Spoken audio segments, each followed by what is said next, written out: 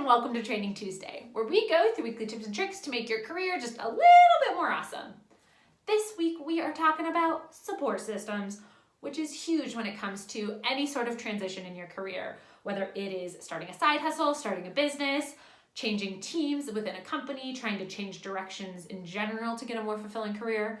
Whatever's going on for you, you're probably going to want a support system behind you reminding you that you can do it, because truly, times of transition are a lot and they can feel overwhelming if you feel like you're alone in the process, which, by the way, you never are. But let's talk support systems today, because last week, one of my career clarity campers reached out to me and said, "Hey Chris, I'm feeling a bit stuck because last week my partner said something along the lines of, well, what are you trying to figure out?" And I didn't have an answer for him, and I started to feel really overwhelmed and freaked out. This can happen a lot, right? If someone who we really care about or who we really love says something that kind of waters the seed of doubt that we already have in the back of our head, by the way, if they say something to call attention to it, it kind of feels like a big old bomb is going off. You're like, oh my gosh, I have no idea. And you start to doubt everything. Now, if this is coming up, what can happen, and when I talked to her, I was like, you need to have a conversation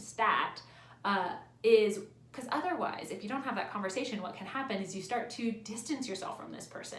So it's bad because you're not feeling supported from them in the way you want them to, but also it's bad for them because you're not giving them a chance to change. You're kind of just isolating yourself from them, and it's a lose-lose for everyone involved. So we don't want that. What we want to do is teach you how to have more effective conversations to help people understand where you're coming from, get people on your side so that you can have a community of support to help you through whatever transition is going on.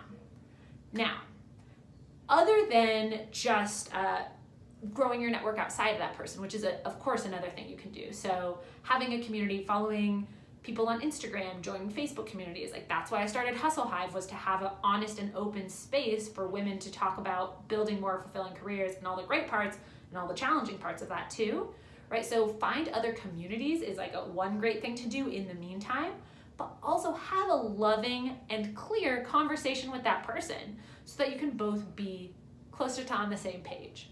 And there are three things that I want to highlight today that are typically the gaps when it comes to these conversations, the things that people struggle with and that they might be missing the mark on. So first, ask permission, right? Make sure you're asking permission before diving into something, because how confusing would it be to you if you were sitting thinking we were just about to eat dinner or watch a show on Netflix, and then all of a sudden someone says, let's talk about life, and they kind of just dive right into it.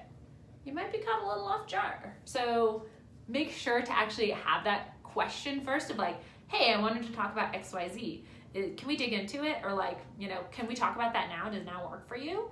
But even that small thing, which typically they will rarely say no unless there's a real reason to, right? But make sure you get that someone's opted before you dive right into having the really deep conversation with them.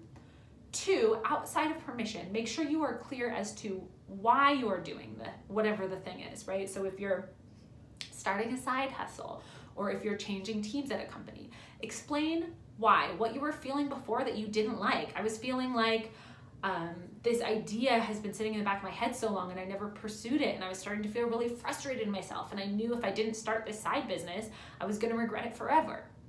That's a lot more helpful and helps people to really understand your experience that you're coming from, opposed to what most people do in this situation, which is just saying like, hey, I want to just tell you I'm starting a business. What?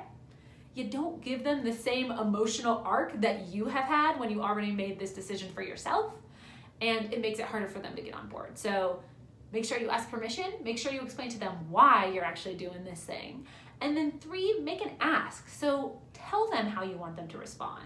So what I mean by this is, say potentially, I just wanted to make sure you knew, and I'm not necessarily looking for advice on it. I just kind of wanted to have you on board so that I can have that support, because I know this is going to be a challenging road. Or tell them if you want their advice, but make sure you're specific in what the ask is, because otherwise, if you kind of just say, hey, I'm hiring a coach and doing these things, and sit there and leave it hanging out in the open, they're going to respond in whatever way they think you want them to respond. So be more clear about that piece, okay?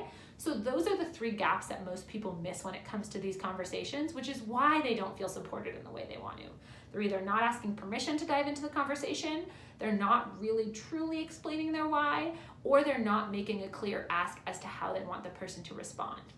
So I'm curious to hear from you, which of those three things are coming up the most for you? If you're not feeling supported in the way that you want to be from one person in particular, whether it be a partner, a friend, a family member, which of those steps may you have missed? Was it asking permission?